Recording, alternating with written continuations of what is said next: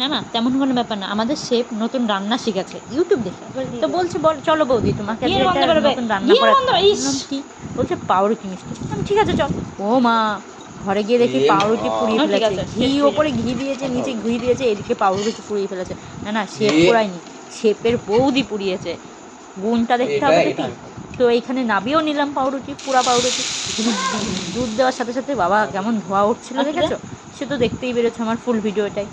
আর এখানে দেখো চিনি দিয়ে আবার দুধ দিয়ে দিয়েছি, টেস্টি যা হয়েছিল না, শেফ তো খেয়ে অবাক। এখানে তো শেফের বৌদি এখানে পুড়িয়ে কী করেছে, এই তাওয়াটা দেখতেই পাচ্ছ, শেফের গুণ দেখো কত, শেফের বৌদির গুণ, ও শেফ শেফ আছে, সরি ভুল হয়ে গেছে, তখন শেফ শেফ ছিল আর শেফের বৌদি এটা পুড়িয়ে ফেলেছে।